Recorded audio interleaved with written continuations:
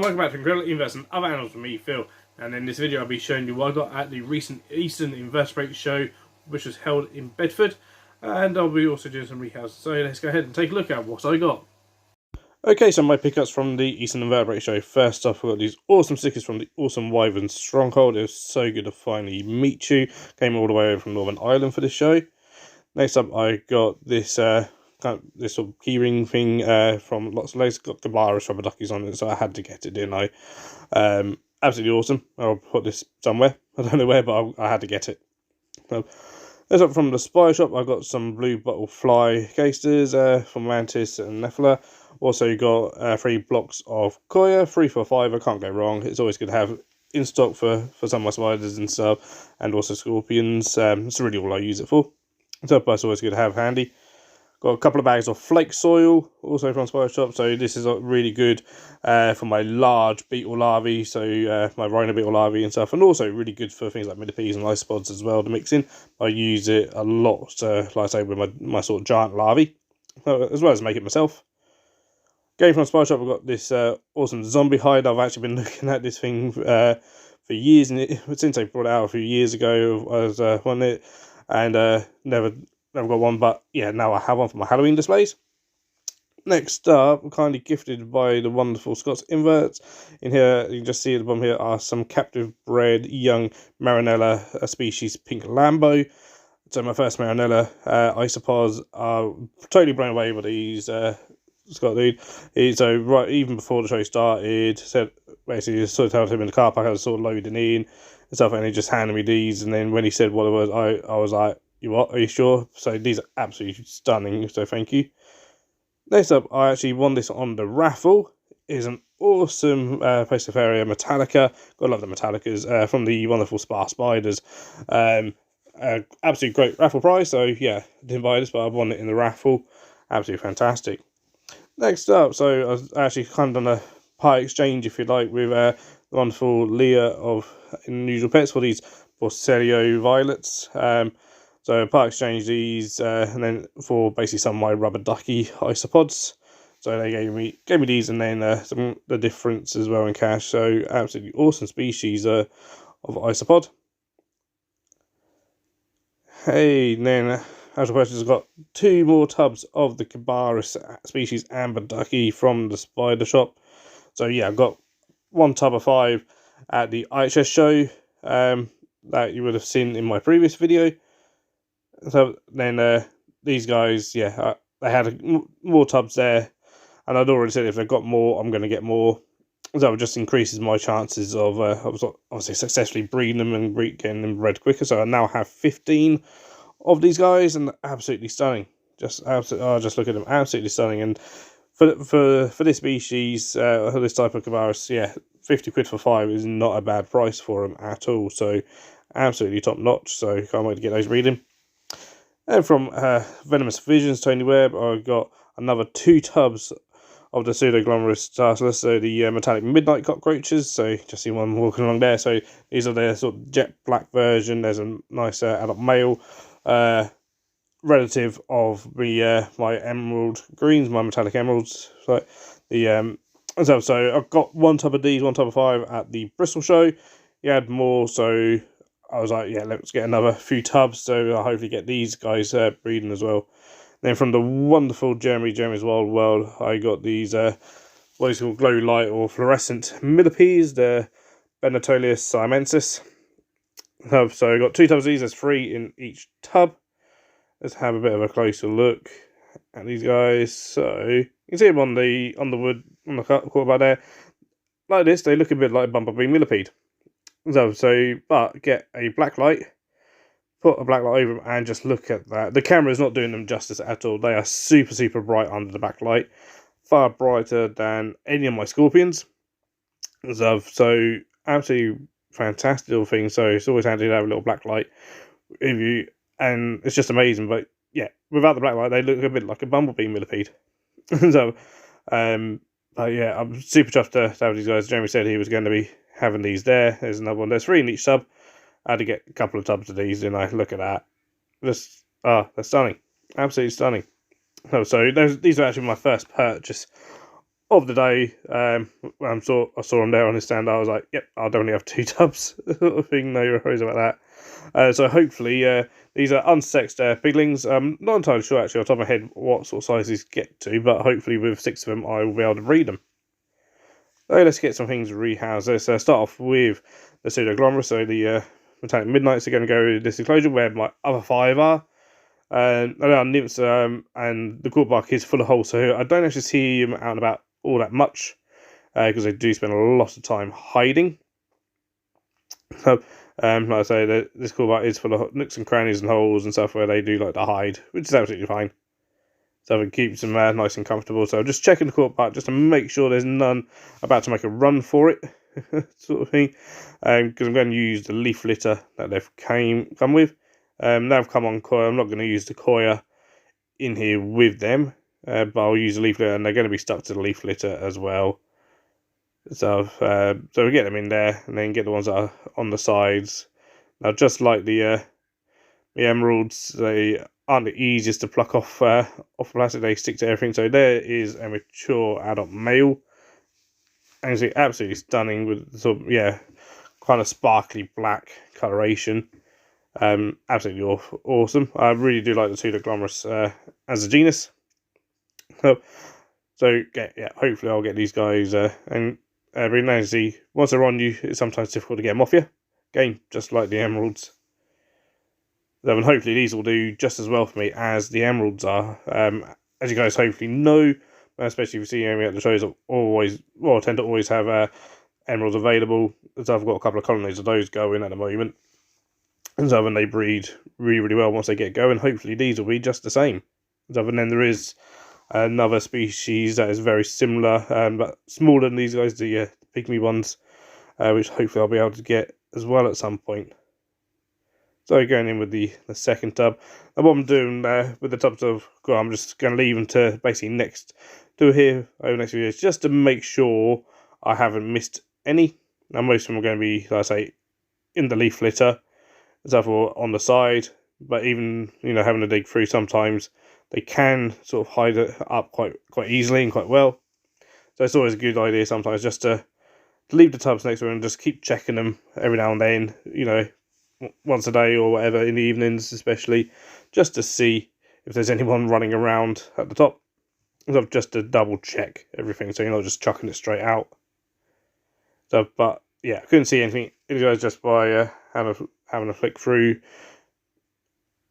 all the time. But yeah, I'm going to just set the tubs aside next to the enclosure.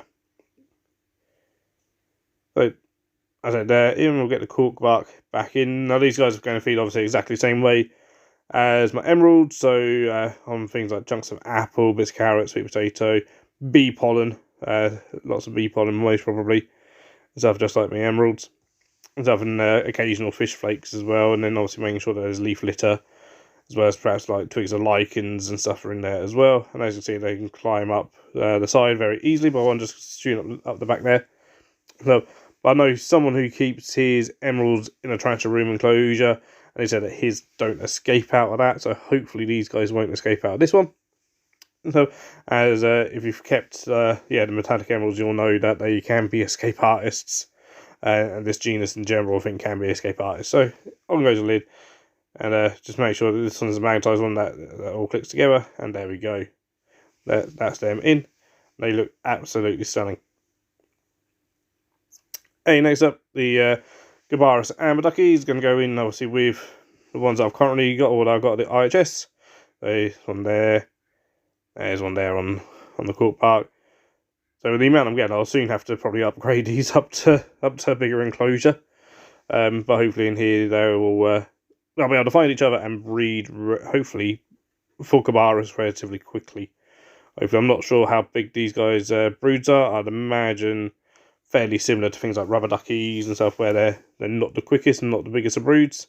But we'll see. Hopefully, having sort of 15 adults in here, I'll hopefully get a good mix of sexes and stuff, and be able to get hopefully at least a good few females producing for me, which would be absolutely awesome. So this one, I'm just going to go through the substrate. I'm going to do the same thing as with the metallic midnight roaches, put the tubs to the side just to make sure. So I'm not going to tip all the substrate in here, although normally I would, but it's going to just completely fill up the enclosure. So that would be too much. So I'll utilise some of the leaf litter that's on top, because that's all good stuff to go in. And the substrate that Spice Shop have used is a decent looking substrate for isopods. Again, if you're looking at buying isopods, especially at shows, if they're on coir, I'd avoid them. Or anything to do with coir, I'd actually avoid those ones. And make sure that actually getting ones that are on actually a decent substrate. So it's nice to see that Spice Shop have put in what looks like a nice substrate that they can actually eat and utilise. So always a good sign. There's plenty of leaf litter and sort of organic materials in here for them. So there's one there. So yeah, just getting them all in here. They are absolutely stunning. Again, the camera doesn't really do them justice. They are so bright and orange, and then that sort of dark band across them really sort of sets them off really nicely. And you can probably tell I'm getting really into the Gaarus more and more lately this year. So certainly got a decent number. Well, for me, a decent number of Gaarus species this year. More and more Gaarus. Is absolutely awesome. I absolutely love these guys. And the thing is, when you see Gaarus, you can't help but think that they're cute. So you're having a good roll through just to make sure that I've got every single one. So again, I will be putting the tub just aside just to make sure over the next sort of few days as well. But it looks like I've got every single one out of this tub. That's probably, but always have a really, really good look. I think I could spend ages and ages and ages just doing this, just sifting through soils. But yeah, pretty sure I've got every single one out of there. Just going to help that one up. So I'm going to put in a chunk of carrot. And then obviously they need things like the leaf mulch. They'll need some back guano and some extra calcium as well. Alright, so in here there's going to be help for the Marinella pink Lambos. Again, absolutely ecstatic to get these guys. Now these ones this will be my first of the genus that I've kept, and I've noticed that these guys can climb plastic. So that's going to be interesting. So I'm going to basically put in this tub where there's ventilation, but it's quite small holes around it. So it's hopefully too small for real small ones to hopefully won't get out or anything. So but yeah, I can't wait to see these guys grow up. And again, the substrate's on a mix of MK Exotics Custodian Den in there for them, so that should be a really nice, good substrate for them. And then these is going to be for the violets, violets from Unusual Pets. Again, mix of the MK Exotics Custodian Den as a substrate, some cooked bark, some cuttlefish, and I'm going to pull out the moss that these guys are in, and just dip everything in. There's one there. Absolutely stunning little isopods, these little guys. So, there seems to be, when I look, some places say that they're a subspecies of Incarnus, which I do keep, the variable isopod, and then some as well it's completely been speciated. So I'm not 100% sure. I'd go with that they've probably been speciated. So, but either way, they're absolutely stunning. So there they are. And hopefully, if they're anything like Incarnus, they'll breed relatively quickly, hopefully. So, yeah, another awesome isopod to the collection. So, next up, we're going to get the Metallica just housed into my kind of standard, last link to young, juvenile, arboreal setup. I find these little simple setups work incredibly well for these sorts of tarantulas. So just going to get this one rehoused now. I absolutely love my pokies, and especially love Metallicas. I've got a nice size female who's absolutely lovely. So just going to get this up into this little tub. And we'll just coax it back out. Again, just gently with the paintbrush. Just gentle pressure on and goes straight in. There we go. No worries at all. And we'll put the lid on. Nice and simple. So I really do find things like the pokies so easy to work with a lot of the time. So yeah, I think this will do for at least a couple of molts, and then I'll move it up again. Stuff jobs are good. Okay, and then we'll get the millipede rehouse. So we're going to get them into a deeper tub that is up our base mix of the MK Exotics Grubs Den, which has lots of organic materials in and wood in and stuff, which will be perfect for the millipedes. But I'm also going to use the substrate that Jeremy's put in with this, because if he's put any kind of substrate, I know it's going to be good. And so it's going to have a lot of things in it that are going to be beneficial, so I'm not going to waste that. And of course, they have come with it and stuff, so I'm not going to be mixing anything at all. But there we go, there's a millipede. And just look at that.